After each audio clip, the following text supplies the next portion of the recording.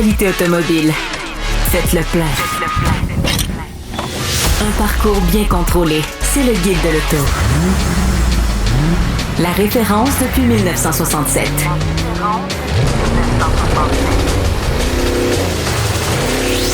Le Guide de l'auto. Bonjour tout le monde, bienvenue au Guide de l'auto 2027 qui est lancé cette semaine. Yes! Il est devant nous. Bienvenue parmi nous. On est très heureux de vous présenter évidemment la nouvelle édition, 61e édition du Guide de l'auto. Bien sûr en compagnie de mes collègues Louis-Philippe Dubé, Hugues Gonneau. Salut! Le résultat de nos labeurs, les gars. C'est vraiment ça. Ouais. Et là, ça va sonner plug, mais on s'en cachera pas, c'est ça. Parce que l'idée, c'est qu'on en vende de ces livres-là. Fait que, on vous en parle, évidemment, parce que c'est un ouvrage sur lequel on travaille pendant des mois. Vous aurez remarqué qu'en couverture, ce n'est pas un VUS électrifié cette année, mais c'est un véhicule vert. Alors, oui, n'est-ce c'est pas? vrai, c'est vrai. Alors, une voiture, une GR GT que j'ai eu la chance de contempler moi-même, que j'ai pas encore pu conduire, mais j'ai assisté au dévoilement de cette voiture-là au Japon à l'automne dernier. Et tout de suite, quand j'ai vu la voiture, j'ai fait « Ah, ça pour la couverture du guide, ça serait cool. » Évidemment, on a travaillé les couleurs pour les besoins de la cause, mais c'était des voitures hyper sportives japonaises. Ouais. Ils s'en lancent pas à toutes les années. Non. Puis chez Toyota, c'est le fun qu'on puisse... À cause qu'on parle de ça, on parle aussi de l'héritage de sport motorisé chez Toyota. Ouais. On a l'habitude de parler de Toyota, mais c'est souvent des utilitaires hybrides, des RAV4, etc. Mais là, maintenant, on va voir avec ce véhicule-là. Ça va faire un peu plus de bruit. D'autant que c'est vraiment... Une des idées derrière ce projet, c'était justement de transmettre un savoir-faire de sportivité d'une génération d'ingénieurs à une autre. Ça faisait partie du cahier des charges de la voiture. Donc, quand on parle d'héritage, là, c'est pas une blague. Là, c'est écrit dans le cahier des charges du véhicule chez Toyota. Ouais. Puis c'est évidemment une voiture, oui, avec hybridation, mais moteur V8, propulsé, une authentique sportive qui a une sonorité à couper le souffle. Ça, croyez-moi là-dessus. Puis on va se le dire, elle est belle aussi. Elle est vraiment belle. Elle est belle, elle est champ gauche. C'est différent de ce qu'on a fait chez Toyota. Et j'ai envie de vous dire, c'est une première vraie voiture sport chez Toyota depuis très longtemps. Parce que les sportives qu'on vend chez Toyota, c'est en association avec BMW, en association avec Subaru. Mais quand est-ce qu'on a lancé la dernière vraie voiture sport chez Toyota? Vous me direz la GR Corolla, la GR Yaris, oui, mais ce sont des déclinaisons. C'est ça, des déclinaisons. Ça serait-tu la LFA, genre? Oui, mais ça fait longtemps. C'est ça. La LFA, ça fait quand même longtemps. Puis on en parle encore aujourd'hui de la LFA comme une des voitures les plus sonores de l'industrie. Bref. Mais le Guide de l'auto, c'est pas juste la couverture, il y a du stock dedans aussi. Oui. Hein? Oui, il y a 300 modèles, 300 fiches. Hein, récite-moi les textes que tu as écrits par cœur. Oh mon Dieu! On ne le saurait pas parce qu'évidemment, ça va être assez long. Mais c'est ça, on s'est creusé les méninges, on s'est demandé. Puis, je vous avoue qu'un des défis cette année, ça a été de voir, OK, on va-tu faire un texte là-dessus ou pas? Parce qu'on ne sait pas si le véhicule va être vendu au Canada ou pas. Parce qu'on ne sait pas si les tarifs vont sauter ou pas. Puis on ne sait pas si les constructeurs vont décider quand même de ramener un modèle ou pas. Fait que ça a été ça, la question. Le Telluride. En fait, c'est le guide du ou pas 2027. Là. C'est ça. Le Telluride, il est là. On sait que ça s'en vient, mais on ne l'a pas lancé au début. L'Ascent chez Subaru, il n'est plus offert chez nous. Qu'est-ce qu'on fait? Voyons, je vais te dire, le CX-50. Les 50, c'est le parfait exemple. Ouais. Alors, tu sais, il y avait ce questionnement-là aussi. Donc, il y a des modèles qui sont disparus, il y en a qui sont arrivés, il y en a qui sont au Canada et qui ne sont pas offerts aux États-Unis. Il y a une disparité aussi de modèles plus grande par rapport au marché américain. Ça, pourquoi on est aussi allé avec un reportage sur les voitures chinoises, notamment. Oui, ça c'est d'actualité. Là. Un des grands dossiers dans le Guide de l'auto 2027, c'est un peu un aperçu de ce qui pourrait arriver chez nous. Puis, notre collègue Julien Amado a essayé plusieurs véhicules chinois aussi qui sont commercialisés en Europe. Là. Ce qui va se passer dans les quotas, il y a des voitures fabriquées en Chine qu'on connaît déjà comme mettons, Modèle 3. Qui s'en viennent. Mais là, dans le dossier, c'est des voitures chinoises de marque chinoise qui ne sont pas encore arrivées au Canada. Mais qui sont potentiellement sur la liste des véhicules qui s'en viennent et qui sont déjà vendus à l'extérieur de la Chine. Et on peut même s'interroger sur ce qu'est une marque chinoise, parce que Polestar, qui est techniquement une marque dérivée de Volvo, mais dont le siège social est en Chine, finalement, exclusivité canadienne sur le marché nord-américain, puisque ce n'est plus offert aux États-Unis. Ça aussi, c'est une drôle de stratégie.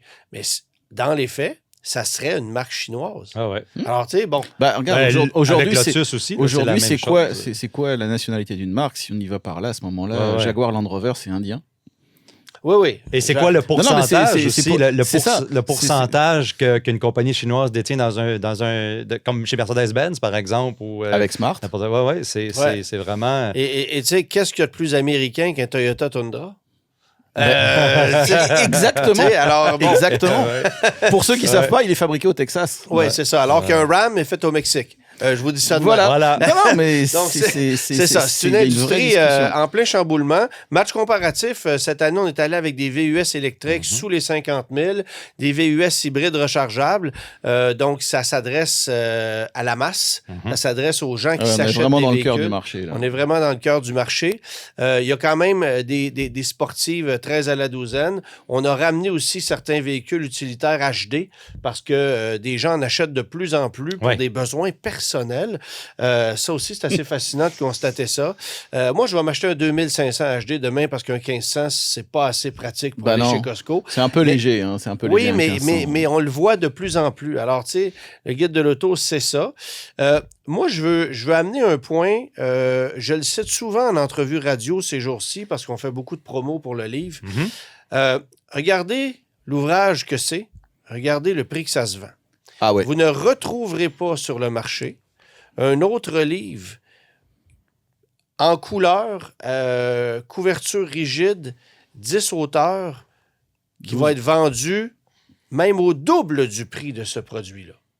Parce que quand on y pense, un roman, c'est 30-35 $. Le guide de l'auto, on est à 39,95 au prix de détail. Vous l'aurez chez Costco pour à peu près 27-28 $, autour de ça.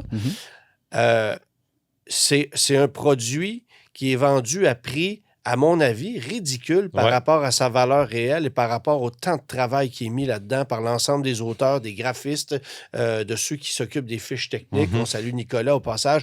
Alors, tu sais, c'est un ouvrage...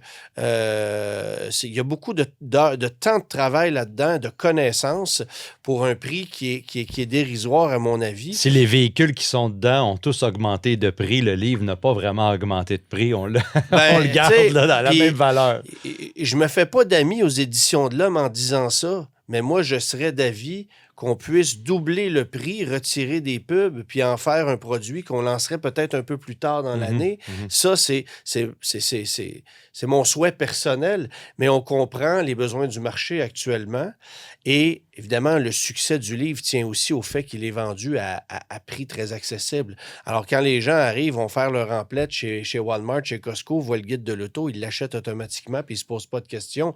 Est-ce que s'il était 80 $, les gens se l'achèteraient en aussi grand nombre? La réponse, c'est non. Ouais. Alors, on comprend pourquoi, mais réaliser, moi, je veux juste passer ce message-là, réaliser à quel point c'est pas cher pour ce que vous obtenez, parce que c'est un outil de référence que vous pouvez vous acheter dans l'optique de, bien sûr, vous magasiner une voiture, mais c'est aussi un outil de divertissement. Ça peut servir à un paquet de monde dans la maison. Collection. Oui, il y a ça. Il y a les amateurs. Il y a les amateurs, ceux qui vont l'acheter coûte que coûte et qui vont acheter le livre de la concurrence aussi. Il y a ceux-là. Mais il y a tous ceux qui l'achètent de façon sporadique aux 5, 7, 8 ans parce que soudainement, ils voient un intérêt. Et c'est ça. On voit le coût de la vie augmenter à vitesse grand V, le prix du céleri doubler, mais ça, non. Ah. Tu sais? C'est ça. Et voilà, c'était mon point. Quelque chose à ajouter? Non, ça va. Je suis tout a été dit. On passe aux actus. On a dévoilé chez Genesis cette semaine un Bentley Bentayga à porte suicide qui sera vendu au tiers du prix. C'est voilà, c'est bon, tout est dit, on passe à la nouvelle suivante. Non, mais en fait, non, c'est vrai. C'est un peu ma perception du produit dans la mesure où, sais, on reconnaît que les produits de Genesis ont de l'inspiration un peu de Bentley dans certains cas, mais là, j'ai trouvé que c'était encore plus flagrant parce qu'on a poussé l'audace jusqu'à offrir des portes suicides ou à ouverture inversée aux places arrière, une finition intérieure qui est complètement hors norme, un look qui ne fait pas l'unanimité, mais en même temps, qu'est-ce qu'il y a de plus laid qu'un Rolls-Royce Cullinan et qu'un Bentley Bentayga? Tu sais, c'est pas comme si c'était des designs exceptionnels. Non, il y a pire, mais effectivement, c'est... Alors, tu sais... Mais je pense que de toute façon... ces véhicules-là n'avaient pas le badge en avant, Bentley et Rolls-Royce, ça serait pas... particulièrement on les trouverait difficiles à regarder. Non, mais je pense que c'est une catégorie où, effectivement, tu n'es pas obligé de plaire à tout le monde. Et il faut pas que tu plaises à tout le monde. Exactement, c'est là où je voulais m'en aller. Ouais. Le GV90 ne plaira pas à tout le monde, ça c'est certain. Non, mais puis c'est un véhicule électrique, là aussi, il faut le mentionner. Donc, dans cette classe-là, s'il faut aller chercher un type d'acheteur qui veut un véhicule électrique avec une batterie de 123,5 kWh, c'est gigantesque. C'est du stock. Et puis, on a éliminé le pilier B sur le véhicule. Puis pour remplacer la répartition des charges, ce sont deux... Je vais dire des beams sur les côtés qui ajustent un petit peu comme un arceau de sécurité, une cage dans un véhicule de course. Donc, conception vraiment cool quand même. On est allé à l'extérieur de la boîte avec la conception de ce véhicule-là. Ça ressemble beaucoup au concept Néolune sur lequel il se base. Chez Genesis, on a ça un peu. On s'éloigne pas trop de nos concepts. C'est pour ça que j'aime beaucoup la page arrière, la couverture arrière du guide de l'auto avec la G90 Wingback. Je trouve que ce véhicule-là est extraordinaire, puis peut-être le véhicule. On croise les doigts qu'il la fasse un jour. On croise les doigts. Mais en gros, 657 chevaux avec le GV90, une autonomie d'à peu près 500 km, c'est ce qu'on sait, évidemment. Puis c'est une nouvelle plateforme. En fait, c'est une évolution de la plateforme EGMP, qu'on appelle maintenant EMP, qui est conçue pour les plus gros véhicules. Fait qu'on sait où est-ce que Hyundai et Kia s'en vont avec cette plateforme-là. Ça va être des gros véhicules. En même temps, Genesis est un des constructeurs qui avait annoncé vouloir passer à du 100% électrique pour tous ces nouveaux modèles. Oui. Et on comprend que ça ne sera pas nécessairement ça, mais que le GV90 faisait partie d'un de ces premiers véhicules sur lequel on travaillait depuis déjà longtemps. Alors, ça aurait été difficile de cesser en cours de... Quoi que Honda l'a fait, là. Mais ça aurait été difficile pour Genesis de freiner ça, d'autant que cette plateforme-là va servir à d'autres véhicules qui vont être lancés chez Hyundai Kia dans les prochaines années. Évidemment. Alors, évidemment, on va voir ça arriver. C'est sûr que ça va coûter quand même assez cher. Attendez-vous à une facture. Moi, je miserais dans les 130, 140 000 facilement. Oh oui, tranquille. On va être facilement dans cette zone-là. Mais en même temps, c'est un véhicule qui va avoir une prestance. Et la finition intérieure a l'air... Et un écran de 23,6 pouces, comme on le voit là, c'est une tablette. C'est pas une tablette, c'est une télévision. C'est une télé, carrément. Dans la planche de bord. Donc, moi, la première télé que je me suis achetée, là, quand j'étais plus petit, c'est la réflexion que j'étais en train de me faire. Pouces. C'est ça. C'était une 19 pouces, puis elle pesait 100 livres, là. Mais c'était une 19 pouces. Fait que là, d'avoir un écran plus grand que ma première télé sur la planche de bord d'un véhicule, c'est quand même assez incroyable. C'est spécial. Hyundai aussi, on a vu les images du futur Tucson. Ça a de la gueule, là, quand même. Quand même. Puis, tu sais, on a vu la Avante, ce qui est l'Elantra, là, essentiellement, le nouveau design. On se base, là, tu vois que les lignes vont se suivre à travers les renouvellements de modèles. Je trouve que Hyundai va vraiment là, dans le bold, là, dans l'audacieux, si on peut se permettre l'expression. Puis c'est ça qu'on l'avait perdu. Oui, on l'avait perdu. Moi, j'ai condamné ça dès l'arrivée de la seconde génération du Tucson. Le premier Tucson avait de la gueule. Évidemment, beaucoup plus compact. Le premier Tucson est plus petit que le Kona actuel. Alors, mais le premier Tucson avait de la gueule. C'était rafraîchissant. C'était un design assez musclé. Et on a perdu ça au fil des années pour nous arriver avec des modèles un peu génériques en look. Je parle pas de la dernière génération, mais là, de ramener un camion qui a vraiment plus de tonus sur le plan visuel et qui se distingue beaucoup du sportage.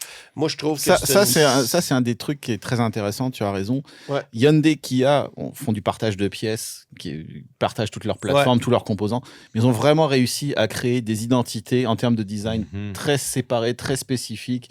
Et contrairement à certaines autres compagnies où tu repères assez vite que c'est les mêmes sous-bassements. Je regardais la Eclipse Sportback. Ils font du bon travail. La Eclipse Sportback. Je regardais la Eclipse Sportback, puis je me disais, tiens, elle a des airs de Nissan Leaf. Ouais. Mais ici, c'est pas ça. Non, ils font des vrais efforts. 60 mm qu'on a gagné en longueur, 30 mm d'empattement, 40 mm plus large. Donc, évidemment, comme tous les utilitaires de toutes les catégories, gagnent en gabarit. Et puis, à l'intérieur, ça se transpose évidemment avec plus d'espace pour les passagers. Tu regardes l'habitacle, c'est ça. C'est un renouvellement complet, là, évidemment, avec une autre grosse télévision plus grosse que la première que tu as eue. Ça, c'est toujours aussi fascinant. On n'a rien sur les motorisations à l'heure actuelle, mais évidemment, ça va se décliner en une multitude de déclinaisons, dont XRT, etc., là, comme à l'habitude. Donc, on va vous tenir au courant pour ça. Le gouvernement Carney recule maintenant sur les cibles de vente de véhicules électriques. Ouais. C'est passé un peu sous le radar cette semaine, mais il y a des gens dans l'industrie qui ont grincé des dents, bien évidemment, parce que ce genre de décision-là impacte toute l'industrie automobile et en tant que concessionnaire, en tant que constructeur, réagir aux décisions des gouvernements, c'est toujours un bordel monumental. Écoute, c'est pour ceux qui ne savaient pas, les constructeurs, on leur avait mis des cibles de vente de véhicules électriques à atteindre annuellement du côté fédéral, mais aussi dans les provinces Québec et la Colombie-Britannique. On a nos propres systèmes. C'est similaire. Les objectifs sont différents, par exemple. Mais du côté du fédéral, on a mis beaucoup de pression, je pense, du côté des constructeurs pour que on abandonne ces cibles-là ou qu'on change l'instrument essentiellement pour au côté des véhicules et de la consommation. Alors là, on avait mis une cible pour 2026. Ça ne tiendra pas du côté fédéral, mais comme tu l'as dit, Québec et Colombie-Britannique conservent leurs objectifs. Alors, il y a comme une incohérence. En les modifiant, cela étant dit. Oui. Ils ont modifié en juin. Du côté du Québec, on l'a modifié en juin. On les a relâchés un petit peu. Mais côté planification, côté vente, ça va être un autre petit casse-tête du côté des constructeurs. Ouais. Et nous, on va se ramasser du côté du Québec avec les véhicules électriques, évidemment, parce que c'est les constructeurs qui commercialisent des véhicules électriques vont favoriser Québec et Colombie-Britannique parce que, justement, il y a encore des objectifs là. Ce qui est un danger quand même, parce que ce que veulent pas revivre les concessionnaires au Québec, c'est ce qui est arrivé à l'automne 2024 ou, disons, à l'hiver 2025. C'est qu'à partir du moment où on a retiré les subventions pratiquement du jour au lendemain et que Québec était le seul endroit où il y avait encore de l'intérêt pour l'achat de véhicules électriques, on a inondé les cours. On a forcé les concessionnaires à commander, puis après ça, on a dit « Ah, ben il n'y a plus de règles, fait qu'organisez-vous avec ça. Mais là, il y a des cibles, il y a des objectifs. Les concessionnaires doivent quand même vendre un nombre X de véhicules électriques et demandent à leurs constructeurs respectifs d'avoir des allocations. Et là, du jour au lendemain, on change les règles. OK, puis qu'est-ce que je fais avec ça? Ben, tu les as commandés, il faut que tu les vendes. Ouais. C'est ça. Essentiellement. C'est ça qui arrive en ce moment. Ouais. Alors, c'est quand même un foutu bordel. Et ce que je trouve d'autant plus ridicule, c'est qu'il n'y a personne qui est au diapason. Bon, Carney essaie maladroitement d'être au diapason de Trump, ce qu'il n'arrivera pas à faire, et il n'arrivera surtout pas à avoir son respect. Mais entre le fédéral et les provinces, il y a encore une disparité gigantesque. Et il faut que tout le monde soit sur le même piédestal, sans quoi ça ne fonctionnera jamais. Et surtout en ce moment. Avec les problèmes avec les tarifs, l'importation, la chaîne d'approvisionnement. Ouais. S'il y a quelque chose qu'on n'a pas besoin, c'est de ne pas être d'accord là, sur ce genre d'enjeu-là. Oui, bien évidemment, la politique, c'est de la politique. Puis les provinces ont leurs objectifs respectifs. Ouais. J'ai pas besoin de te dire que Québec veut vendre de l'électricité puis l'Alberta veut vendre du pétrole. Mais au-delà de ça, s'il y avait une uniformisation des règles à l'échelle canadienne, déjà là, au moins, ça pourrait fonctionner. Ouais. Mais plus le temps avance, plus on s'enfonce. Alors, c'est pas des bonnes nouvelles. Et ça donne le résultat de notre prochaine nouvelle, Stellantis, qui finalement ne confirme pas, mais semble n'infirme pas non plus. N'infirme pas non plus. L'usine de Brampton, pour laquelle on avait donc des beaux projets, serait finalement à vendre.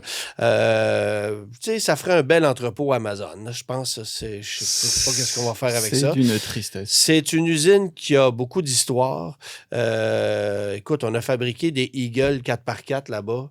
On a fabriqué des Renault. Des Renault. Parce qu'au départ, c'était une usine Renault. Des Eagle Premier. Des Chrysler Intrepid, toute la série LH de Chrysler a été fabriquée là, jusqu'à la dernière Challenger en décembre 2023. Là, on avait des plans pour cette usine-là, l'idée de peut-être produire le Jeep Compass de future génération. Ça n'arrive pas. Il y a eu des rumeurs à l'effet que Leapmotor, la filiale chinoise de Chrysler, vienne s'installer là. Ça n'arrive pas non plus. Et là, ça ramasse le bois mort, ça ramasse la poussière. C'est une grosse usine qui dort dans une ville où on engageait des milliers et des milliers d'employés. Ouais, 2200 employés, là, selon le Alors, ça fait quand même assez mal. Et puis... Et c'est pas juste des 2200 employés, c'est des employés syndiqués. C'est tous les employés bien payés. Et sur la communauté et même sur... Et tous les fournisseurs.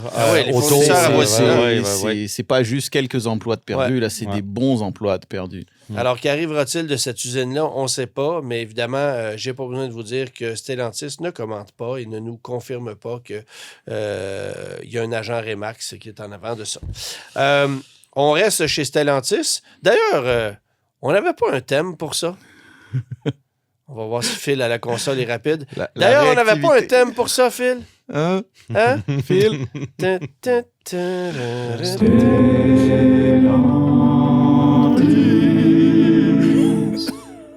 Voilà qui est bien, Phil. Réactif. Le Jeep Cherokee qui vient d'arriver sur le marché et qui ne se vend pas très bien. Je regarde les chiffres de vente là, des premiers mois. Ça décolle pas très, très bien. C'est dommage parce que c'est un véhicule qui mérite un meilleur sort. Vous verrez dans le guide de l'auto qu'il termine bon dernier dans le match comparatif et pourtant, c'est loin d'être vilain. Non, c'est ça. C'est loin d'être vilain comme technologie non plus. Mais il y a de la compétition. Mais c'est la compétition. Il faut dire que le segment est ultra compétitif. Et même avec un produit, comme tu dis, qui n'est pas vilain, ça suffit pas. Ça suffit pas. En fait, c'est que Chrysler a mal lancé le produit avec des taux qui étaient ridicules. Si on pouvait... Mais si on pouvait finalement s'entendre pour avoir une compagnie de financement qui fait les choses de la bonne manière, ça irait peut-être un peu mieux. C'est pas la première fois dont tu parles de ça, de véhicules Chrysler qui sont justement pas méchants, mais qui sont dont la carrière est sabotée à cause de financement et de... Surtout avec une marque qui veut rebâtir sa clientèle, rebâtir sa réputation, qui a des bons produits ou des produits pas vilains, là, on va utiliser ça, mais ça prend là, ces incitatifs-là de dire que on est capable de louer, on est capable d'acheter, on est capable de... Oui, mais c'est une compagnie qui a de la misère. D'abord, très difficile chez SCI, nommons-la, d'être capable d'anticiper les valeurs résiduelles de ces véhicules, d'être capable d'offrir des plans de location qui sont minimalement au niveau du marché. Là. Je ne te parle pas d'être ultra compétitif, mais juste au niveau du marché.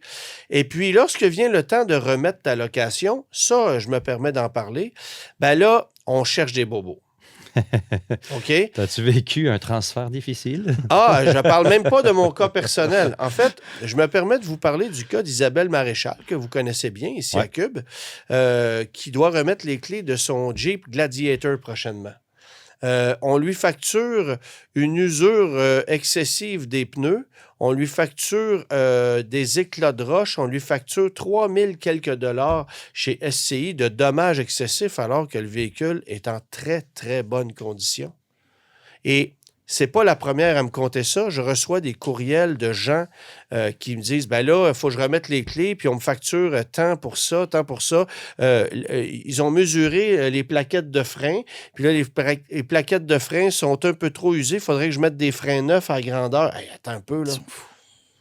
Là, essentiellement, SCI te demande de reconditionner un véhicule à la place du concessionnaire qui, lui, va le revendre. Ça, c'est s'il n'est pas envoyé à l'encan. Parce qu'en vérité, il va être envoyé à l'encan parce qu'il n'y a pas un concessionnaire qui va le racheter pour le buyback. Le véhicule est 12-14 000 $ plus cher que sa valeur marchande.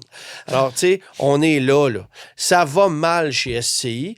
Et pourquoi le Cherokee n'a pas décollé en flèche comme il aurait dû? Parce qu'on avait des taux à 8,99 quand on est arrivé avec ça sur le marché, alors qu'Honda était à 1,99. Tu sais, je veux dire... C'est un no-brainer. C'est même pas le produit le problème. C'est ça. Et en plus, avec un nom établi, avec un historique, avec une brand, comme on dit en français, forte. Tandis que le Cherokee, tout était à refaire. Ben, le Cherokee, je suis pas certain que la masse de gens savaient que le Cherokee n'existait plus, mais le nom Cherokee demeure fort, le nom Jeep mais aussi. le produit sur les dernières années était quand même pas aussi fort. Tu dis CRV, même quelqu'un qui connaît pas l'automobile fait. C'est ça. Ça marche. Effectivement. Mais là, ce qu'on apprend, c'est que déjà, on travaille sur la future génération du Cherokee, ce qui veut dire que cette génération-là pourrait rester sur le marché que pour une période de 3 ans. Ça m'inquiète dans la mesure où est-ce qu'on va faire les efforts nécessaires pour développer un savoir-faire pour son entretien, sa réparation, si jamais il y a des problèmes. Faut pas que ça devienne... Souvenez-vous la dernière génération de la Chrysler 200. On a lancé ça... Quoi? Souvenez-vous! Non, mais... C'était un véhicule de luxe, ça, si je me rappelle bien. Pas tant, non. Mais tu sais, c'était une berline très honnête. On a lancé ça à l'automne 2014, puis mi-2016, c'était terminé. Ouais. On a décidé de changer d'idée. On a cessé la production de ça. Ce qui fait qu'aujourd'hui... C'était le slogan « Imported from Detroit », hein, ça, la Chrysler 200, je me rappelle. De Détroit, pour la comparer avec les berlines allemandes, importées de Détroit. Ouais. Mais bref, c'était pour la comparer avec des berlines tout aussi américaines comme la Toyota Camry et la Honda Accord. Ça rejoint ce qu'on disait tout à l'heure. Oui, c'est ça. Mais bref, là, la nouvelle génération de Cherokee à l'horizon pour 2029-2030, c'est demain matin, ça. Là. Ouais. Alors, on va voir ce que Jeep va faire avec le Cherokee. Il y a des versions Trailhawk qui s'en viennent là, pour 2027, mais quand même... en même temps, c'est quoi le plan? Là? Les plans de Stellantis sont toujours en retard, plus ou moins, donc il se peut que ça aille à 2031, 2032 finalement. Mais parce ils peuvent pas, tu sais, c'est comme en tout cas. Et là, je vous rappelle ceci.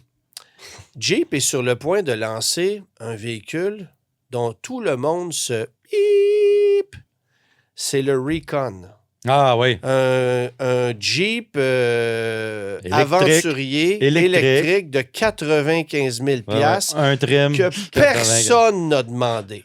Il n'y a pas un concessionnaire qui veut ça. Ça rejoint ce que je disais tout à l'heure. Encore une fois, s'il était arrivé il y a 3 ans, parce que ça fait un moment qu'ils ont présenté les concepts, les affaires, les machins. Mais... S'il était arrivé il y a 3 ans, peut-être. Dans la catégorie des autres mauvaises décisions. Actuellement, au jour d'aujourd'hui, tire la plug avant de commencer, c'est fini, c'est brûlé. Tu sais, la quantité de promesses qu'on nous a fait vis-à-vis des camions RAM.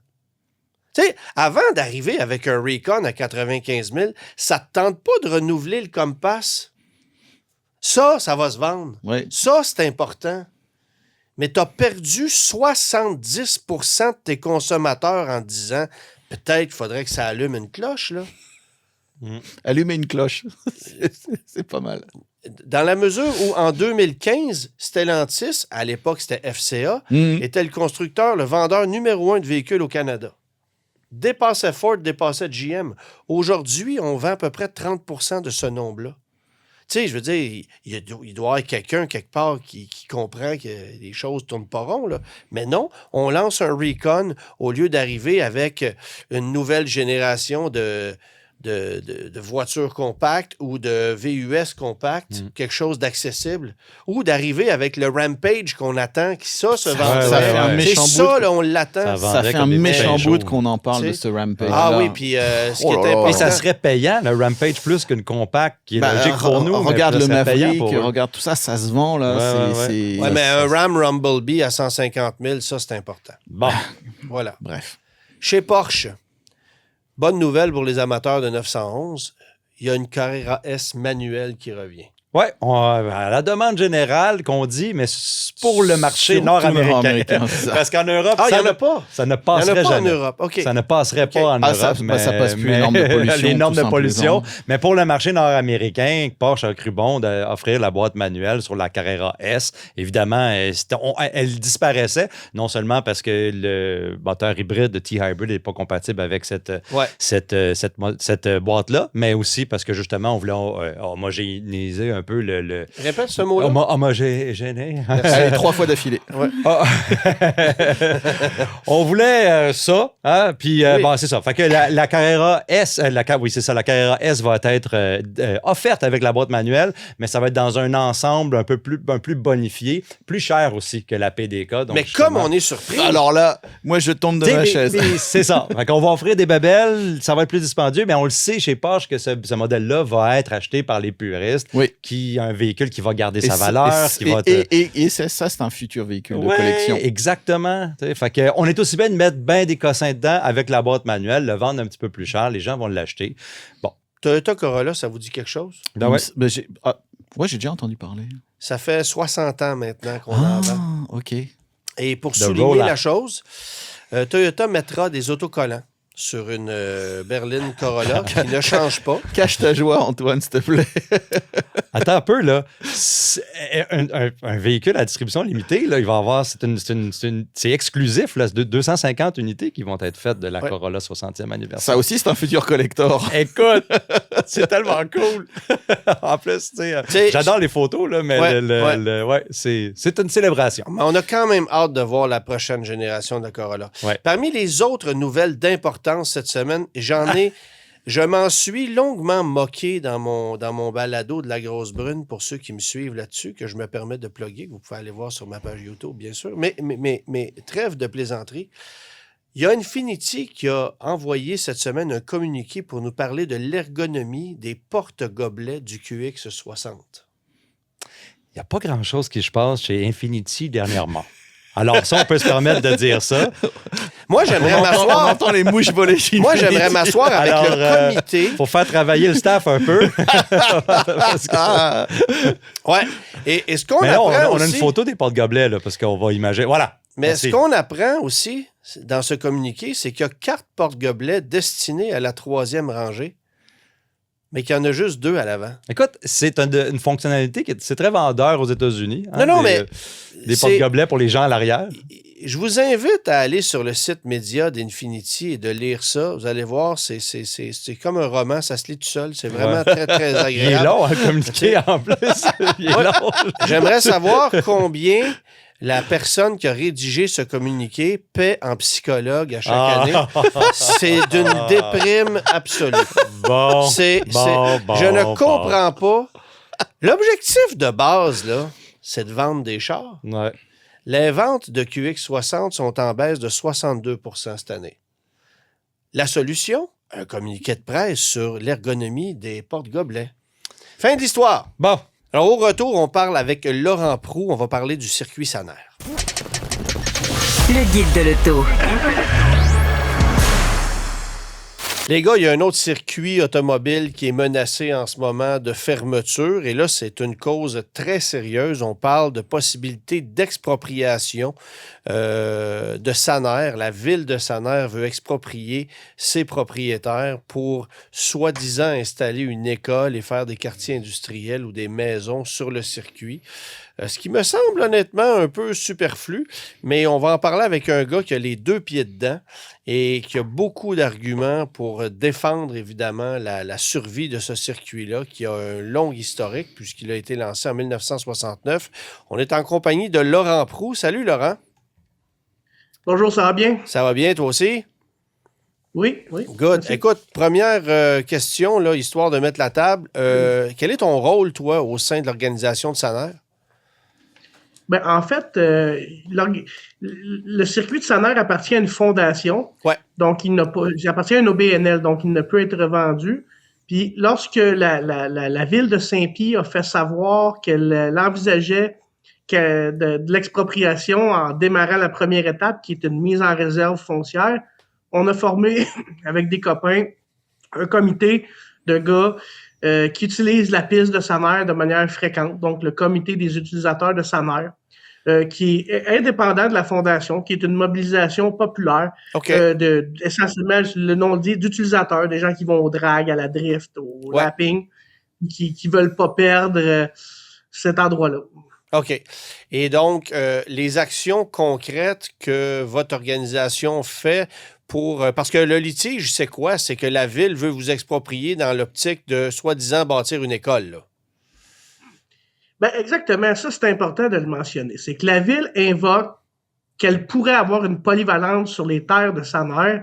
Puis là, il faut savoir que Saner, c'est 6 millions de pieds carrés, zone et blanc, sans aucun service d'aqueduc, entre Saint-Pie et Saint-Hyacinthe sur le bord de la 235. Alors, quand on regarde à sa face même ce projet-là, c'est tellement loufoque, c'est tellement peu plausible que le ministère dirait « Hey, on va mettre une école à 3 km du village, complètement en dehors du périmètre urbain, dans des champs. » C'est tellement là tiré par les cheveux que ça rend les gens suspicieux que ce soit pas ça le vrai motif. C'est tellement sorti d'un chapeau. Il y a personne qui achète ça. Puis d'ailleurs, tu parles de nos démarches. Nous, on a posé des questions, on a vérifié. Il existe un document au Conseil du Trésor qui s'appelle le tableau de bord des infrastructures, où tous les projets sont listés en 3 catégories, à l'étude, en planification, par réalisation. Il n'y a rien pour une école à Saint-Hyacinthe ou Saint-Pie. Il n'y a rien, ni au plan quinquennal des immobilisations. Donc, il n'y a pas de plan à moyen, long terme pour ça. Vous en avez un peu la preuve, essentiellement. Oui, bien, tout ce que c'est, ce projet-là, c'est une discussion à la table des maires de la MRC des Mascoutins. Genre, ouais, nos écoles sont pas mal pleines, ça nous en prendrait un autre. Ouais, on sait qu'on pourrait mettre ça. Ouais, on pourrait mettre ça à Saint-Pie. Essentiellement, c'est ça. Puis ça, c'est loin d'être suffisant comme assise factuelle ou comme base de travail pour aller préempter des terrains en vue d'une expropriation. Ben, parce que tu me dis, OK, on pourrait mettre une école à Saint-Pie, mais c'est pas comme si c'était les seuls terrains disponibles à Saint-Pie, là. Il y a d'autres endroits, là. C'est pas les seuls terrains disponibles à Saint-Pie, c'est pas les seuls terrains disponibles à Saint-Hyacinthe, parce que l'argument du maire, c'est que Saint-Hyacinthe en voudrait pas, donc Saint-Pie en voudrait. Mais ce qu'on nous a dit de sources ministérielles, là, c'est que quand on bâtit une école secondaire, là, on cherche pas à rajouter des kilomètres d'autobus, là. On cherche pas à rallonger le trajet, là. Non, je comprends. Et le seul... l'école secondaire, elle va aller à Saint-Hyacinthe, là.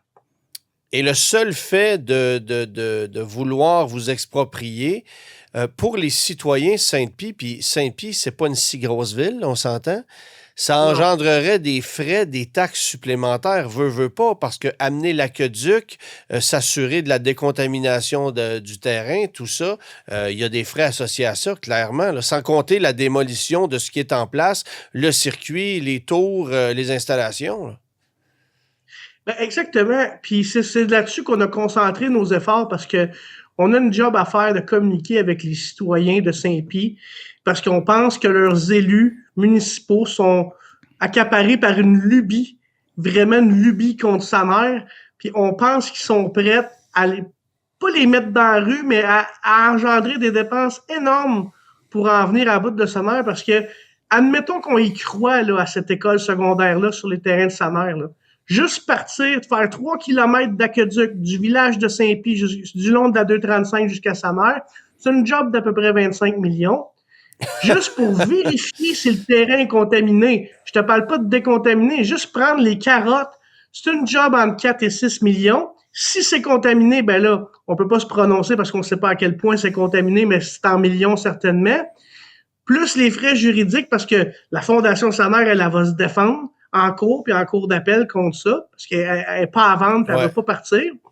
Alors, avant même qu'un juge, si, mettons, la ville de Saint-Pie en venait à bout, c'est-à-dire de réussir son expropriation contre Saner et de devoir payer ce que ça coûte, avant même tout ça, ils ont une facture de 40 millions à la clé, là, juste pour amener service décontaminé puis se débarrasser de la fondation en cours. Il y a quoi? Il y a 4 000... Combien ça vaut 6 millions de pieds carrés?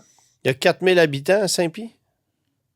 C'est un budget annuel de 10 millions. C'est assez limité. C'est un budget annuel de 10 millions, puis là, tu parles de 40 millions pour un projet. Ouais, ça, c'est sûr que bon. Mais au-delà de ça, Saner, c'est une institution. Saner, les amateurs de voitures y tiennent. Il y a évidemment des amateurs de courses automobiles, de toutes sortes de sports motorisés qui s'y sont rassemblés pendant des décennies. Hugues, tu es déjà allé là, clairement. Oui, plusieurs fois. Louis-Philippe aussi. Ouais. Le guide de l'auto, il va, ça date pas d'hier. Alors, il doit y avoir un gros ralliement de gens qui souhaitent justement pouvoir conserver cet endroit-là. C'est quoi les activités actuellement qui se passent là-bas? Ben, il y a tout d'abord, là, Saner, dans son day-to-day, c'est une piste d'entraînement pour des services d'urgence. Une dizaine de corps de police différents, municipaux, plus la Sûreté du Québec, les agents de la faune, les ambulanciers, les étudiants en paramédic du cégep de Saint-Hyacinthe. Donc, le pain et le beurre de la piste de Saner, c'est de la location de piste à des organismes gouvernementaux de sécurité publique. Ça, il faut le savoir. OK. Ensuite de ça, le drag du vendredi soir, open à 10 $ ou pour la moyenne somme, la modique somme de 10 $, vous pouvez venir essayer votre voiture en toute légalité. C'est très populaire. Se joint à ça des journées de drift à prix abordable pour ceux qui n'ont pas les moyens de concourir sur les gros circuits provinciaux comme DMCC. Et des journées de lapping pour ceux qui n'ont pas les moyens de se lancer dans du super production challenge ou des gros championnats, puis qui peuvent venir faire ce qu'on appelle en français du track day ou du time attack, donc des journées de lapping à prix abordable. Et c'est surtout ça qu'on perd dans Saner, c'est que Saner, c'est une piste accessible. Ouais. C'est une piste on peut acheter du temps de piste à un prix encore raisonnable. Ça, c'est sans compter tous les tests qui sont faits à la dernière minute. Exemple, nouvelle classe au Grand Prix de Trois-Rivières, là, il faut tester. OK, tout le monde s'en va à Saner. Il y a quelque chose là qui vient d'un petit shakedown run, OK, où on peut aller rapidement faire un shakedown avant un événement, Saner. On veut faire un match comparatif pour les guides de l'auto, Saner. Ouais, ça va être une grosse perte si on perd ça. Dans l'écosystème du sport motorisé, ça va être une perte énorme. Ouais. Bon, alors là, les actions qui sont prises actuellement, quelles sont-elles? Ben là, on a une manifestation le 1er septembre. Une manifestation dans le calme et la joie. Hein? On veut pas d'autres troubles comme on a vu au début. Puis après ça, je vous dirais que quand les médias nationaux vont être là, parce qu'on risque d'être une bonne gang, Babu et moi, parce qu'on est deux là-dedans, Babu m'aide énormément. En fait, c'est Babu qui a le lead de la mobilisation publique. C'est lui la star, c'est lui la vedette. On va communiquer sur c'est quoi le plan de match après ça. Parce qu'on en a un, puis on va profiter que les médias nationaux vont être à la manifestation du 1er septembre pour dire voici où on va shifter le focus maintenant pour la prochaine année. Pourquoi avoir choisi le 1er septembre? Qu'est-ce qu'il y a de spécial à cette date-là? Il y a une séance du conseil municipal. Donc, ça ne se fera pas à Saner, mais ça va se faire à l'hôtel de ville. C'est exact. C'est devant l'hôtel de ville de Saint-Pie. À 6 heures le soir, avant la séance du conseil. On tient à passer un message clair, puis tu sais, j'ai vu beaucoup d'élus se plaindre « Ah, mais là, on s'est fait intimider. » Bon, l'intimidation, puis tout ce qui est le vandalisme, c'est regrettable, là. Mais je dirais ceci. La ville de Saint-Pie s'est lancée dans une procédure extrêmement agressive qui est celle d'exproprier Saner à terme. Puis, une fois qu'on a condamné sans bien sûr vous avoir consulté. Non, exactement. Une fois qu'on a condamné les injures et la violence, il faudra toujours bien que ces élus-là prennent la chaleur et la pression publique qui va avec. C'est pas vrai qu'on va les laisser nous exproprier tranquillement avec le sourire et une marche dans le parc. Moi, je suis contre le fait qu'on leur fasse des menaces et qu'on les injure, mais je suis fortement en faveur qu'on les questionne puis qu'on leur fasse savoir notre opinion. On est encore dans une démocratie. C'est pas vrai que les élus ont une carapace de watts qu'on n'a pas le droit de rien leur dire parce que là, c'est des élus, il faudrait pas parler. Ouais. Non. Qu'ils prennent la chaleur qui va avec ça. Il y a un prix politique à payer d'exproprier Saner, puis ils doivent le payer full price. Et quand tu dis il faut les questionner, ben vous voulez les questionner sur les vrais fondements de cette demande d'expropriation, parce que est-ce que l'école n'est pas une excuse pour que certaines personnes puissent au final bénéficier de cette expropriation-là. Parce que l'autre truc que tu nous dis pas, on s'en était parlé hors d'onde, c'est que des plaintes de citoyens, il n'y en a pas. Pratiquement pas. Très peu. Alors, anecdotique. De ce qu'on en sait puis de ce qu'on a vérifié, très peu. Parce que dans le jour, là, la Sûreté du Québec, là, c'est pas leur Dodge Charger puis leur Ford Explorer avec le muffler d'origine dessus qui casse les oreilles à personne, non. Non. C'est pas... la piste, là, est pas à NASCAR Canada à 7 jours sur 7 de 8h à 5h, là. Il y a quelques événements dans la semaine qui respectent les règlements, les heures de bruit que M. Guertin avait réglées avec la ville de Saint-Pie dans le temps. Et c'est tout. Là. La majorité des activités se fait sans que... Puis, je vous soumets encore, puis vous irez revoir sur une carte. Il n'y a pas tant de voisins immédiats tant que ça. Là. C'est quand même dans un champ assez perdu, ça nerf, là. Ben oui. Les voisins, là, ça se compte sur les doigts des deux mains, là. C'est pas énorme, là, les voisins immédiats, là. Ouais. Puis le voisin de droite, là, a passé le camping, là, c'est un ancien dompe. Hein, à cette heure, on dit un éco-centre, là, mais la vérité, c'est que c'est une dompe. Qui a été switché en parc industriel. Moi, j'ai jamais vu ça, une polyvalente flambant neuve de 2000 élèves bâtie à côté d'une ancienne dompe dans un champ pas de service. À un moment donné, vous pouvez arrêter de prendre le monde des caves, s'assumer qu'ils sont en manœuvre à peine voilée pour se débarrasser de sa mère. Puis il faudra mettre toute la pression qu'on peut pour empêcher ça. Mais sans vous engager, est-ce que vous avez une idée de ce qui se trame derrière? Ou au moins une hypothèse?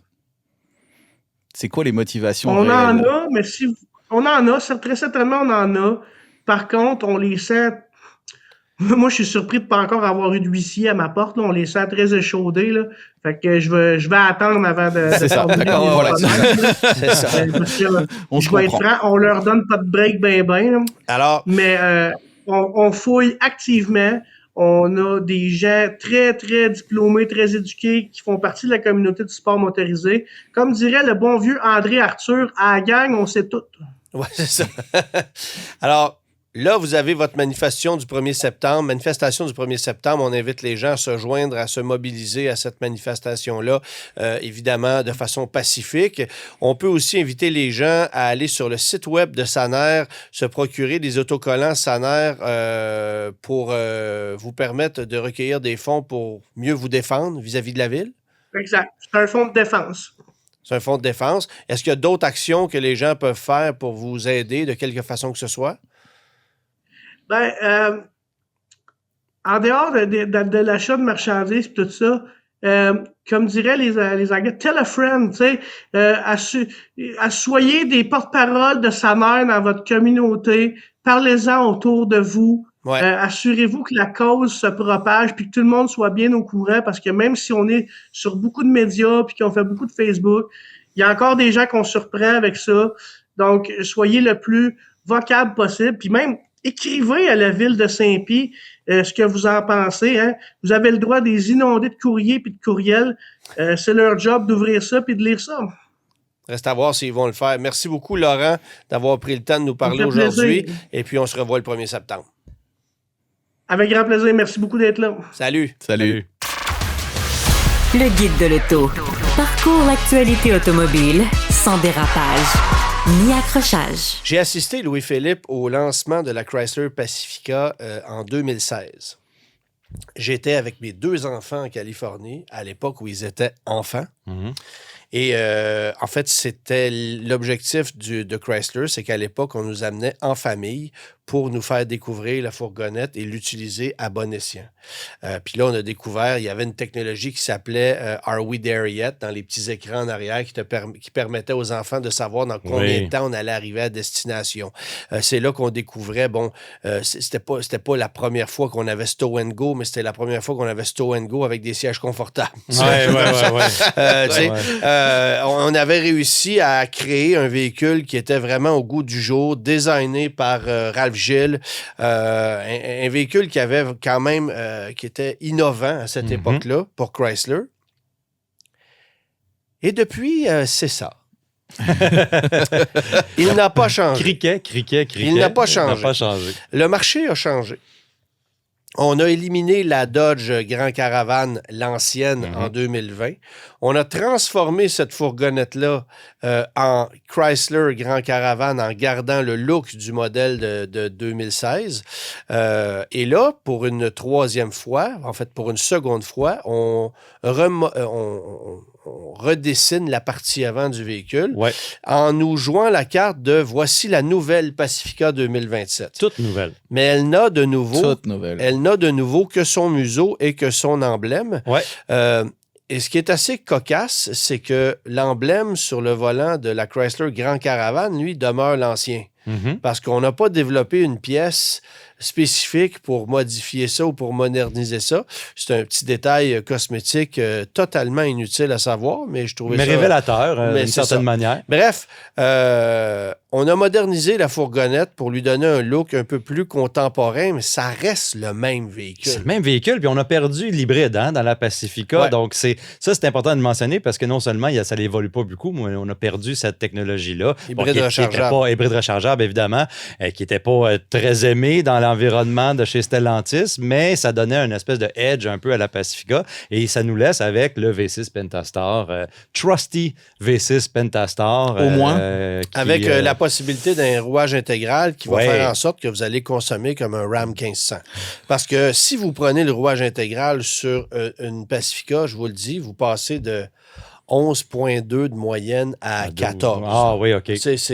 La consommation explose avec le rouage intégral. Alors, il faut se poser la question, est-ce que j'ai besoin d'un rouage intégral? Et la réponse est non. Alors, parce que sur une J'ai réussi à consommer un peu moins. Moi, j'étais plus autour de 12,5 avec le rouage intégral, mais tu as fait que de la route. J'ai fait de la route, Tu as fait que de la route. Parce que, honnêtement, moi, j'ai trouvé que c'était très gourmand.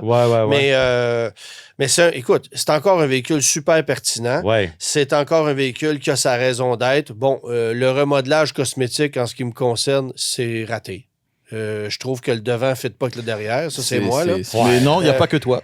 Mais cela étant dit, c'est un bon véhicule à acheter si tu y vas pas trop fort avec les options. Et il a encore tous les points forts qu'il avait, comme le Stow & Go, justement, depuis 20 ans. Ce système-là est super cool, qu'on peut savoir une surface entièrement plane à l'arrière, transporter du contreplaqué de 4x8. L'ergonomie fonctionne, c'est super facile à opérer. À l'intérieur, les boutons physiques sont là. Tu passes pas beaucoup de temps à faire des opérations critiques dans le véhicule. Il y a un bon mélange entre numérique et analogique. Tu sais, je veux dire, il y a énormément de qualité dans ce véhicule-là. C'est juste que c'est pas à jour comparativement peut-être aux rivaux. Là, tu sais. Aux rivaux, la Kia notamment, là, qui offre une motorisation hybride, sinon un moteur V6 qui fait un bon boulot aussi. C'est une finition intérieure quand même cool. Là. Toyota, évidemment, les prix ont explosé, mais ça consomme drôlement moins que ça. Je préfère conduire la Chrysler. C'est plus doux, c'est plus souple. Tu sais, la Toyota, c'est un peu sonore. C'est une boîte. C'est une caisse de vibration. Ça, c'est un véhicule qui a besoin d'être remodelé aussi. Là. La Pacifica, c'est plus raffiné là, que la Toyota. C'est le terme que j'utiliserais. Dans la mesure d'une mini-fourgonnette, je pense que oui. Tout est question de contexte. Mais il faut souligner un truc. Philippe, à la console, nous l'a mentionné. Il y a un aspirateur dans la Pacifica. Et ça, Stow & Vac. Stow & Vac. On a vu ça sur plusieurs fourgonnettes au fil du temps, mais un aspirateur dans une fourgonnette, considérant que il y a beaucoup de familles qui se procurent ça, ça peut parfois être pratique. Il ne faut juste pas oublier de vider l'aspirateur parce que après, parce que ça peut engendrer des odeurs tout dépendant nauséabondes. Qu'est-ce que tu ramasses, là, c'est ça. Ou, si vous êtes un patenteux, vous pouvez connecter le tuyau directement avec le puits d'aile arrière et tout domper ça à l'extérieur sans que ça paraisse. Mais ce n'est pas recommandé. Non, c'est pas très éthique non plus. Non, c'est ça. C'est très polluant. Non, mais tu sais, c'est quand même un gadget. Tu sais, je ne sais pas à quel point, je ne sais pas s'il y a eu des études. Tu sais, on parlait tantôt de l'innovation des porte-gobelets dans le QX60. Y a-t-il des études sur le pourcentage d'utilisation de l'aspirateur dans les fourgonnettes? Ça, je ne sais pas. Mais c'est un petit gadget. Un futur communiqué de presse. Oui. Mais on va demander à Nissan de l'écrire. Visiblement, ils ont le temps. Alors, écoute, Dans la mesure où tu restes raisonnable au niveau des équipements, Ouais. tu prends une version, à mon avis, roue motrice avant, le rouage intégral plus ou moins convaincu. Ça reste un bon achat. En location, vous aurez compris qu'on est un peu moins là pour des raisons qu'on évoquait un peu plus tôt dans l'émission. Mm-hmm. Si vous ne comprenez pas, vous retournerez voir de quoi il s'agissait. On parlait de SCI. Sur ce, merci les gars. La semaine prochaine, moi, je suis déjà plus là. Je fais un retour là, mais je suis déjà plus là la semaine prochaine. Je m'en vais assister au dévoilement officiel d'une Jaguar, mais qui ne sera qu'officiellement présentée à la presse en octobre. Fait que je pourrais pas vous en parler la semaine d'après. Mais c'est la semaine prochaine que ça se passe. Alors, je serai là au moment d'enregistrer l'émission la semaine prochaine. Et puis, on invite évidemment tout le monde à se procurer le nouveau guide de l'auto 2027 dans toutes les bonnes librairies, les bons Walmart et les bons Costco de ce monde. Bonne semaine à tous. Semaine. Tous les épisodes du Guide de l'auto sont disponibles en podcast sur l'application et le site cube.ca.